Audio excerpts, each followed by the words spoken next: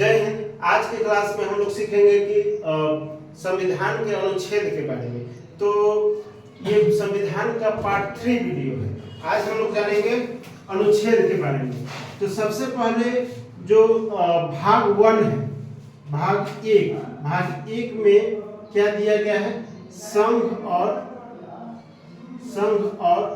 राज्य क्षेत्र।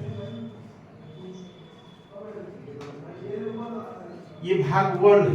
अब भाग 1 जो है, भाग 1 ये इसमें एक से आर्टिकल जो है ये 1 से लेकर 4 तक। भाग 1 में आर्टिकल कितना है? 1 से लेकर 4 तक। अब हम सभी आर्टिकल्स को बारी बारी पढ़ेंगे। देखिए आर्टिकल्स 1 क्या कहता है? आर्टिकल 1 क्या कहता है? आर्टिकल 1 कहता है कि जो भारत है वो राज्यों का संघ है। भारत किसका संघ है? राज्यों का संघ है। भारत राज्यों का संघ है। राज्यों का संघ है।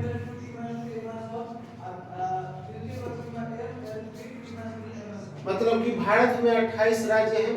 भारत जो है राज्य से मिलकर बना हुआ है, तो इसलिए भारत को राज्यों का संघ कहा जाता है। अब आर्टिकल 2 है। आर्टिकल 2 समझिए कि आर्टिकल 2 क्या है। देखिए अब अक्सर देखा जाता है कि नए नए राज्यों का निर्माण स्थापना किया जाता है। तो ये जितना भी अलग अलग नए नए राज्यों का निर्माण होता है, स्थापना होता है, वो किस आर्टिकल के अनुसार होता है? आर्टिकल 2। तो आर्टिकल 2 के अनुसार क्या होता है? नए राज्यों का निर्माण एवं स्थापना नए राज्यों के निर्माण एवं स्थापना। अब आर्टिकल 3 को समझिए। आर्टिकल 3 क्या है? अब जो नए नए राज्य बने हैं, उनका स्थापना हुआ है, उनके नाम में अगर परिवर्तन करना हो, चाहे राज्यों के नाम में परिवर्तन, चाहे राज्यों की सीमाओं के नाम में परिवर्तन करना हो, तो आर्टिकल 3 का उपयोग किया जाता है। आर्टिकल 3 क्या है? राज्यों एवं सीमाओं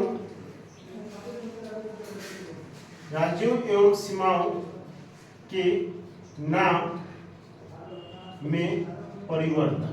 ये किस आर्टिकल के अनुसार होता है? आर्टिकल 3 के अनुसार होता है। आर्टिकल 4 जो है वो क्या है? आर्टिकल 4 में जो अनुसूची 1 और अनुसूची 2, उसके लिए जो संविधान में संशोधन किया गया है वो आर्टिकल 4 से होता है।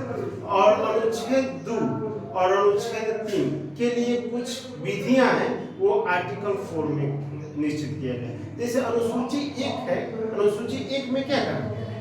कि भारत में 28 राज्य हैं और 8 केंद्र शासित प्रदेश हैं। तो ये समझिएगा कि आर्टिकल 4 में पहली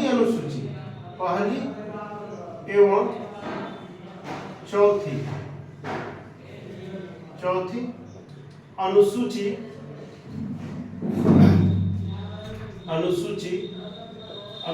के लिए संविधान में संशोधन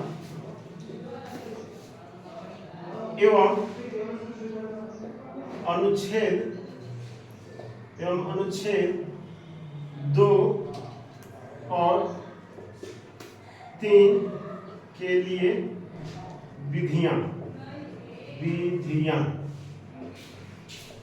कुछ विधियां बनाई गई हैं, जो मतलब आर्टिकल 2 और आर्टिकल 3 के लिए, और अनुसूची पहली और चौथी अनुसूची के लिए, मतलब संविधान में जो संशोधन है वो आर्टिकल 4 के अनुसार किया जाता है।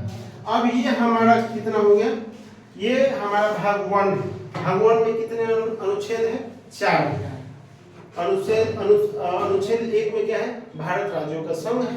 अनुच्छेद 2 में क्या है? नए राज्यों का निर्माण और स्थापना। अनुच्छेद 3 क्या है? कि भाई राज्यों के नाम और उनकी सीमाओं में परिवर्तन। और अनुच्छेद 4 है कि पहली और चौथी अनुसूची के लिए संविधान में संशोधन, और अनुच्छेद 2 और 3 के लिए कुछ विधियां बनाई गई। अब भाग 2 आता है हमारा। भाग 2 भाग दो में क्या है? नागरिकता। क्या है? नागरिकता। नागरिकता को हम लोग क्या बोलते हैं? सिटीजनशिप। सिटीजनशिप। ये जो नागरिकता है, इसमें ये जो अनुच्छेद है आर्टिकल, ये है 5 से लेकर 11 तक। 5 से लेकर 11 तक ये है भाग 2।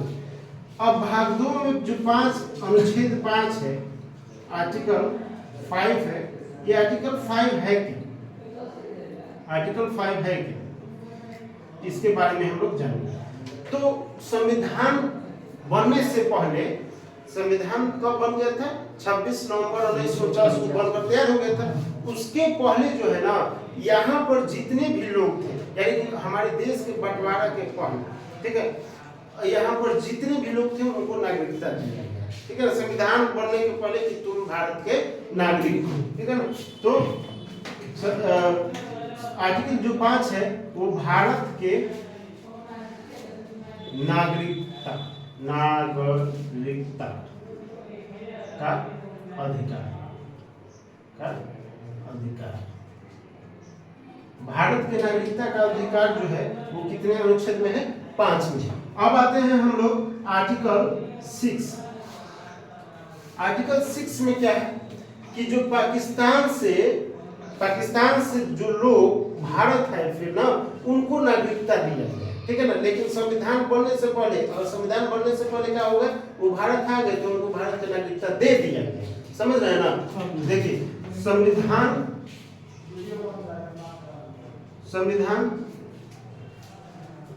बनने से पहले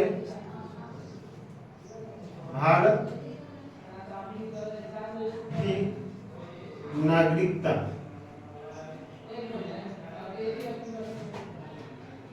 संविधान बनने से पहले भारत आए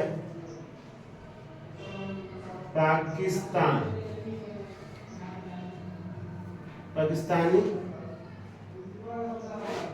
नागरिकों को नागरिकता का अधिकार। अब आर्टिकल 7 जो है, आर्टिकल 7 क्या कहता है कि भारत से पाकिस्तान गए नागरिकों को, लोगों को उनका नागरिकता खत्म कर दिया गया। भारत से पाकिस्तान गए लोगों की नागरिकता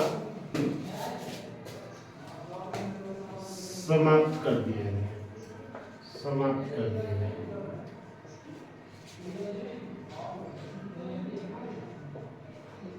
ये आर्टिकल 7 में, ठीक है ना। आर्टिकल 8 क्या है? आर्टिकल 8 क्या है? अनुच्छेद 8 में क्या है ना कि अगर विदेशी मुल्क के लोग, यानी कि जैसे अमेरिका हो गया, फ्रांस हो गया, जर्मनी हो गया, ये सारे मुल्क के लोग जो है अगर भारत की नागरिकता मांगते हैं, भारत में रहना चाहते हैं, तो उनको रहने का अधिकार दिया जा सकता है। तो यानी विदेशी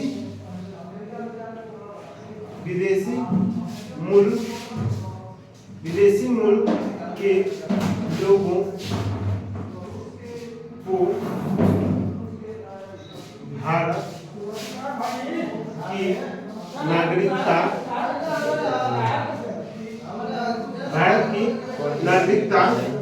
देने का अधिकार,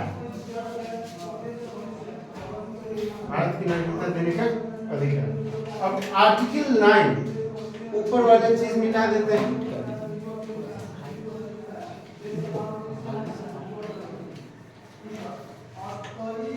ये जो आर्टिकल 9 है,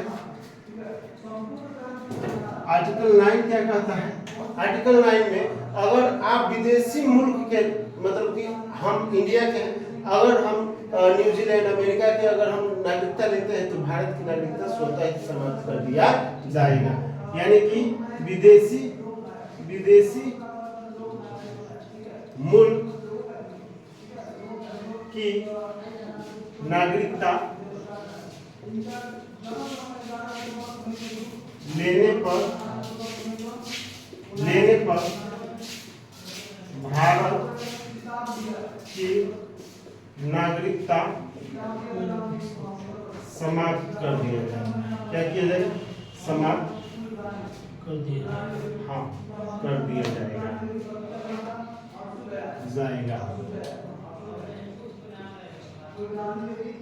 अब ये जो आर्टिकल 10 है, आर्टिकल 10 जो है वो क्या कहता है?